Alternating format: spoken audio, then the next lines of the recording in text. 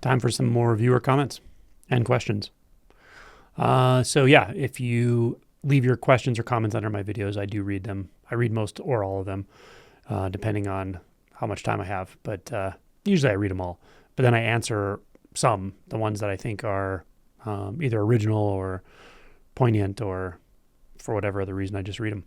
So let's get rolling. First one is from a person named Glaze.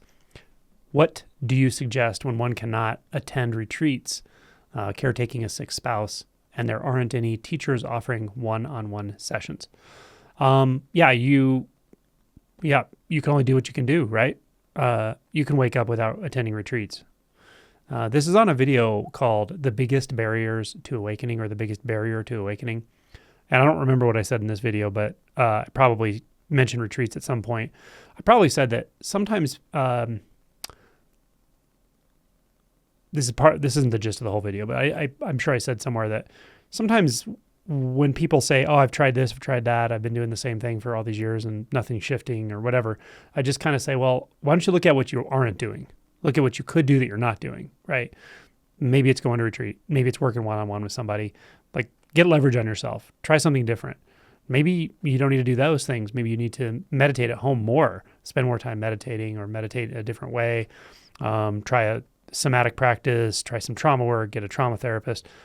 You know, there are a lot of different things, but that's probably what I was saying in the video, that sometimes I just look at someone and go, okay, well, if you've been doing the same thing and getting the same results, maybe try something different. And that different can be various things.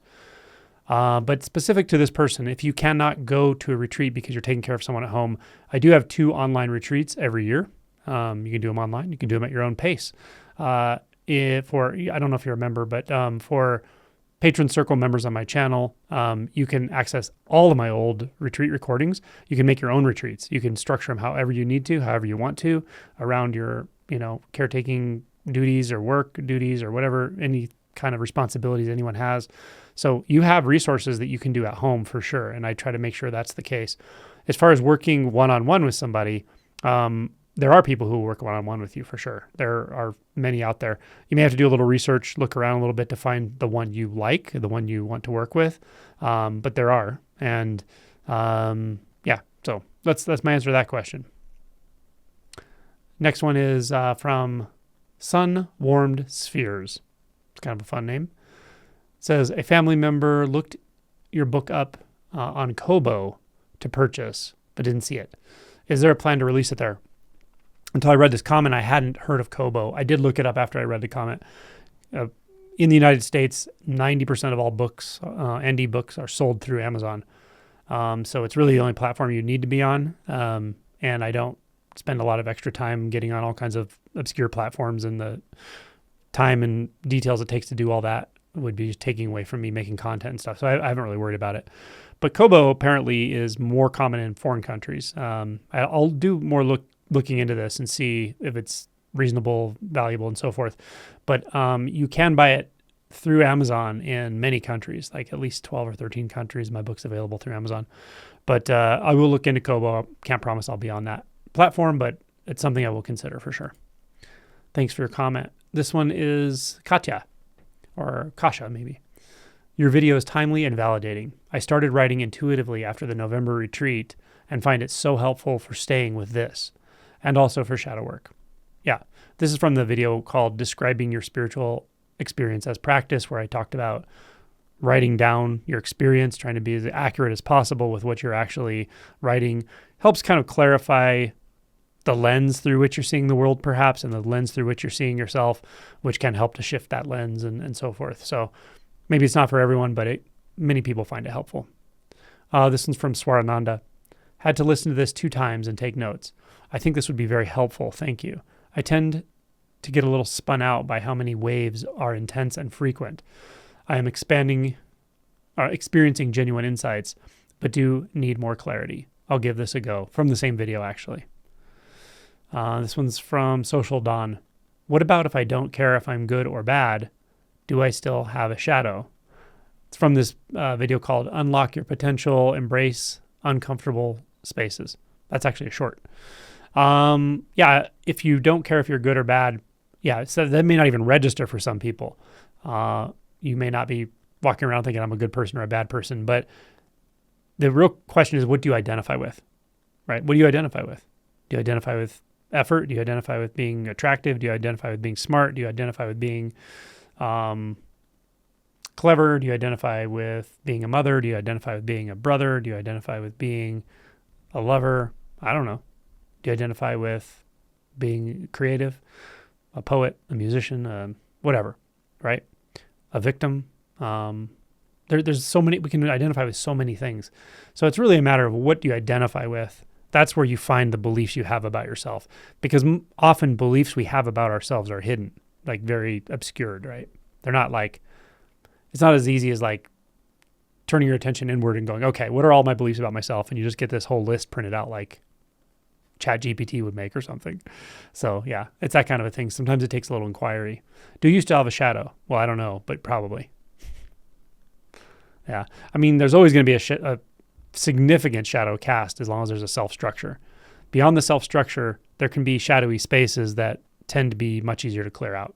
They don't have a home anymore. Yeah. So there can be shadow work for sure after the self-structure drops, but it's much more automatic, in your face, unavoidable. So this one's from Nikki Binsky. It says, reviewing the classics. This is just speaking my life right now. One of the classics, I guess, is Double Barrel Non-Duality #4 with the guest Josh Putnam. That was a fun one. He has a cowboy outfit on, and he actually made this really cool. He and I made a trailer for it actually, but he's voicing the cowboy voice, and I did the music and the video and stuff. Anyway, let's see here. From Jimmy. I find it very peaceful when I just focus on my energy body as one whole unit and do nothing else but feel the energy body. Can this be enough? Okay. This is from a video called Intimate, Free, and Spontaneous. Yeah, I really like what you're saying there. Yeah, your energetic body. All right. A couple questions would be like, is there an actual body there? Is there a physical body? Because when you say energy body, that means something to me. The term I might use to describe what's there when you see through the illusion of a body. But attention there is great. And attention in the sense field, which end up being very, very similar, if not the same thing. At some level, everything's the same thing. So there's that. Can this be enough? The question itself doesn't really point to the first part of the question as much to me as it points to the doubt. There may be a doubt there, like, am I enough? Is this enough? Is the practice enough? So seeing the doubt as a thought is really important here, right? Seeing that, like, if your mind has a tendency to go, is this enough? Is that enough? Am I doing enough? That's just a bit of a distraction in the moment. When you see that, just return your attention right back to that energy field. Yeah. And the whole thing about enough, it's like, it's already enough. Everything's already just fine, right? Everything's fine. So the question really sort of betrays a view, if nothing else. You don't have to be enough to wake up. You just have to wake up. You may have to let go of some thoughts that question whether you're enough or not, to try to guess where you are in relation to the world around you and other people around you. That's where that stuff comes from. Are you willing to let go of that? The relational self? May feel like a lot to let go of. May feel like nothing to let go of. May feel like a relief to let go of. The relational self. It is a relief at some point. Good question. This one's from Kisumu Flavor. When you brought up the empty nature, for a moment I wanted to test if it wasn't also full. And while you can call it full, and that can also be true, in a way, empty opens up an incredible vastness to it.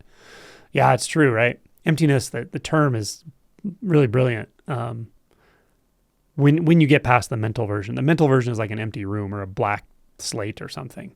Yeah, that's not what it is. But reality, unfiltered by identity, does present as rather empty. But that emptiness it's empty of fixation, empty of grasping, empty of contraction, empty of heaviness. It's very light, transparent, fluid, adaptable. And I could also say it's full. Like there's the whole, it's empty and full. And I know exactly what that's pointing to. It is paradoxical. It is true, this sort of like empty fullness. But I hesitate a little bit to say that. First of all, because it can just become a little cliche. Like it's a very much a neo-Advaita thing to say. Like it's everything and nothing. It's everything appearing or nothing is appearing as everything, right? Which I get it. It's a really good pointer until you hear it too many times. And then it can become a thought, just a belief, right? Also, again, it is so paradoxical. The mind doesn't really have much to do with that. So I often will use the term intimacy. It's intimate. It's like the word is nice because it's not close, because close is dualistic. It's so close that there's no reason to use the word close, but also feels settled, very, very settled, like nothing to grasp outward for anymore. There's nowhere to go out there. There's no out there to contend with anymore.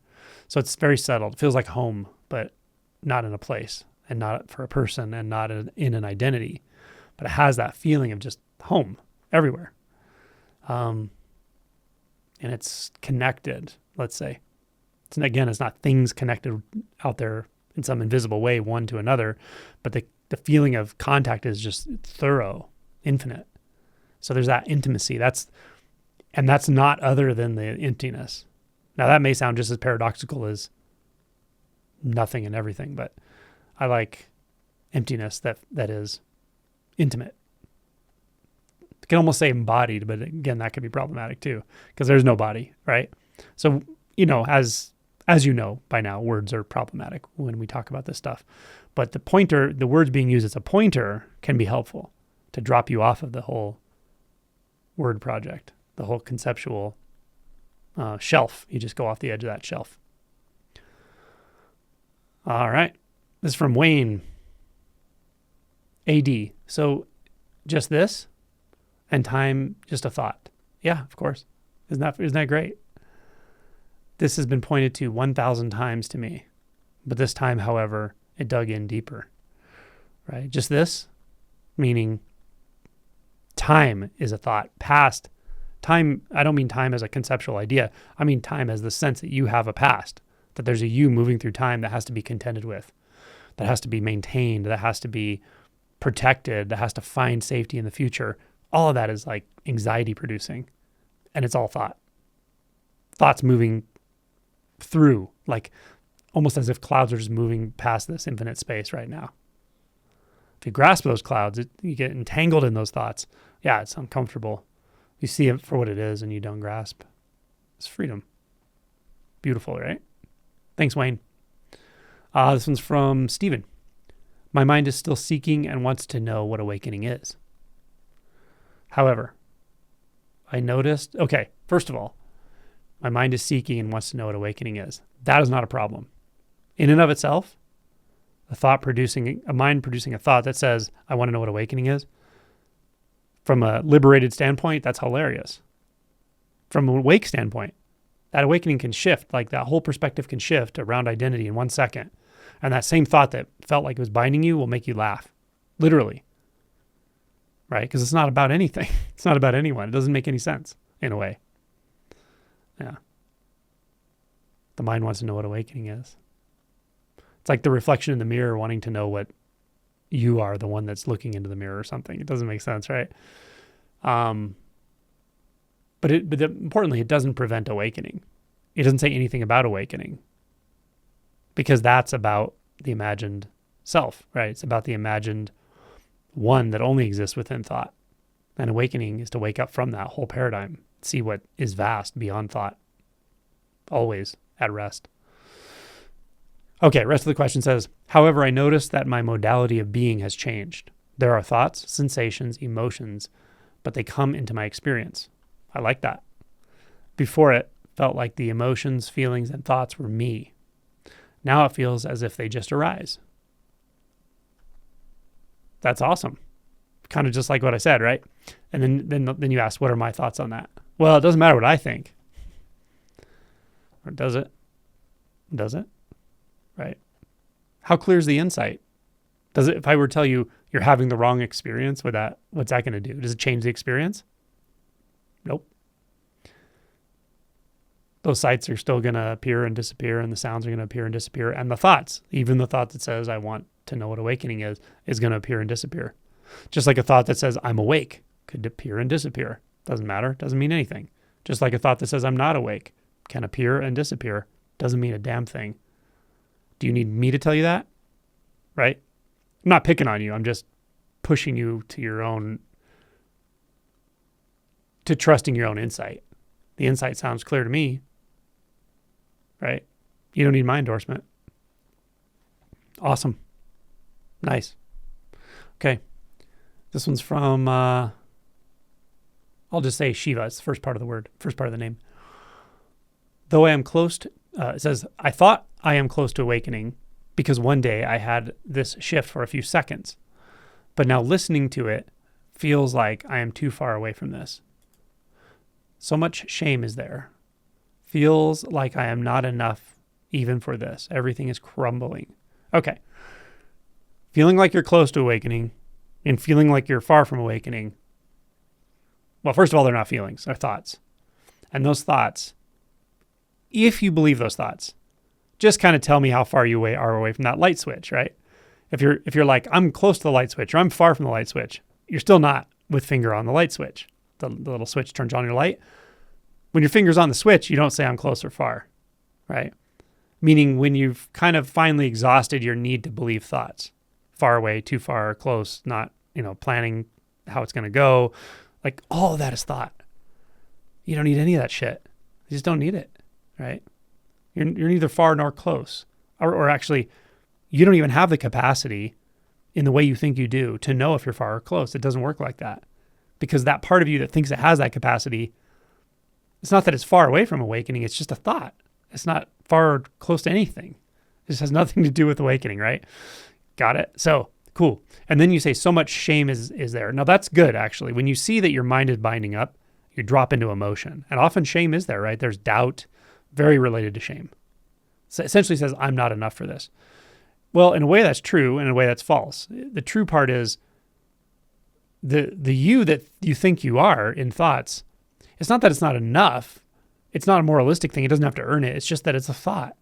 So that self, that thought-based self is kind of like a bubble. That bubble's not going to realize everything outside the bubble. It could pop, though. It could pop. And when it pops, there is just everything outside the bubble. And the sense of you, the small one, is just, you can't find it anymore. You, the fearful one, you, the doubtful one, you, the shameful one. It's just not there anymore. You realize shame is a sensation, just like I'm close is a thought, right? See how that works? And then when the best part of this whole message, though, is your last statement. It says everything is crumbling. That part's good. I like that. I would say stay in the crumble. Let it crumble, and let that crumble just not grab onto thoughts. Crumble out of those thoughts. Crumble away from the project of trying to be someone that understands how awakening works. Because that someone is kind of the cosmic joke, So, but the part of that statement that I'm not enough for awakening or whatever, that's wrong.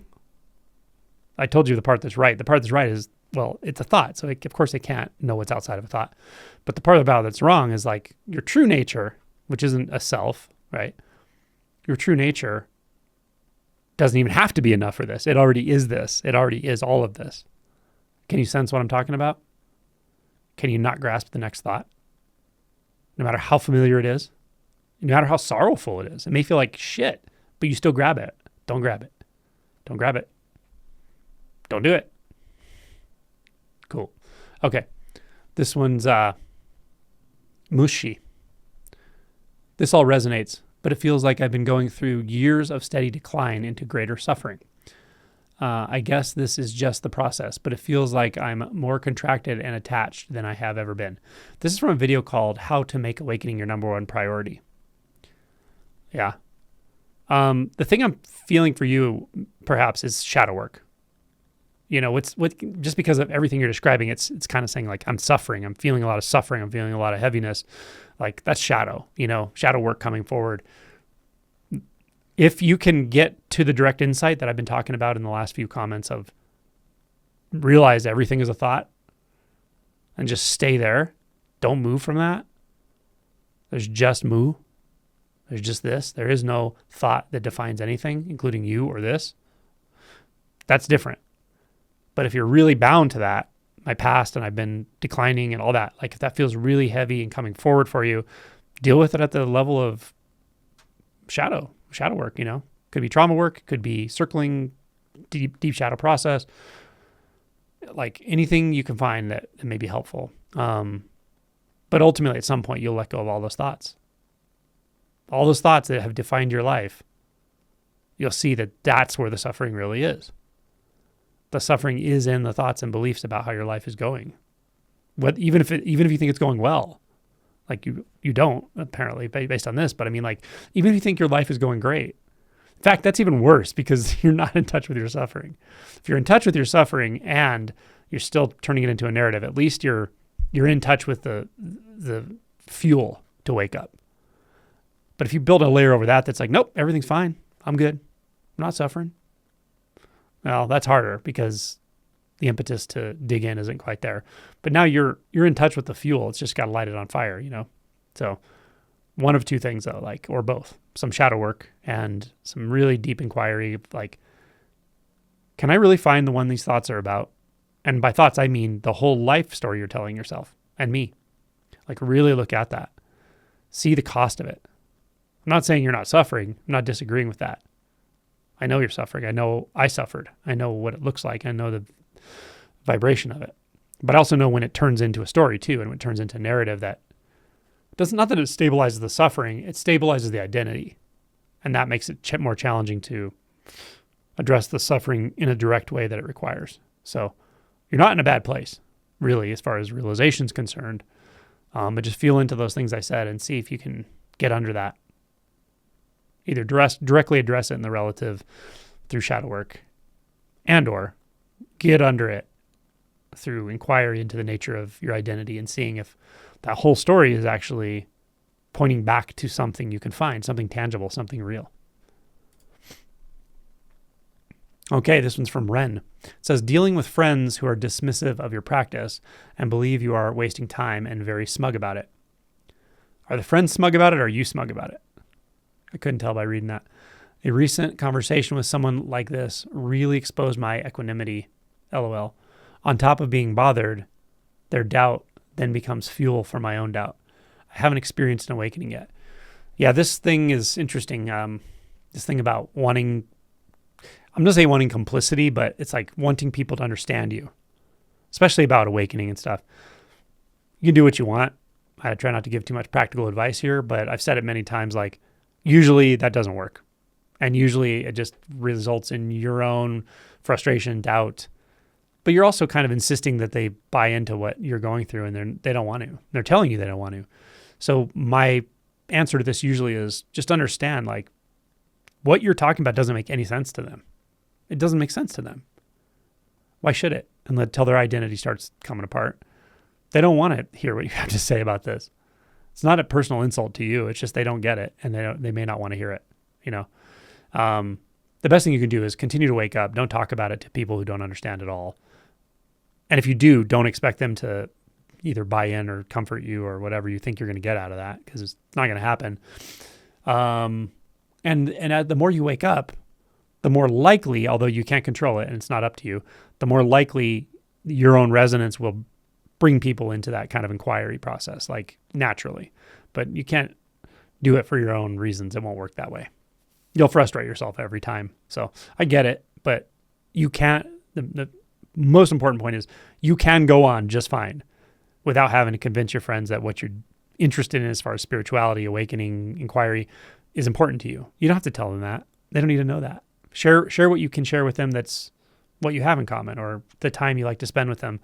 But this part, sharing it is, again, you're telling me that it's causing, you to feel your own doubt and the arrogance. I don't know if they think you're arrogant or what there, but yeah, I mean, all that stuff just comes into play because they're not interested. They're telling you they're not. So yeah, cool. Thanks for your comment. This one's from Linda. It says, love the directness here. Agreed. I once really thought this kind of talk was, La La Land, until the sixth fetter dropped. And then she starts laughing. It's called Intimate, Free, and Spontaneous. That's the video. This is so many things like this where people think either they think they know that I know what I'm talking about and they just don't get it yet or something, or they just think I'm nuts. Like the things I'm saying are truly La La Land or spiritual, like woo-woo, until it happens to them, you know? And I've seen it. I've seen very skeptical people who are like, I thought you were full of shit when you were talking about formlessness or not being a body, until they experience it. And then they're surprised. Yeah. All right. Okay. I think that's all for now. I appreciate your comments. As I said, I try to answer what I can. I do read most or all of them. So thank you all very much. And we'll see you soon at one of the live events, probably.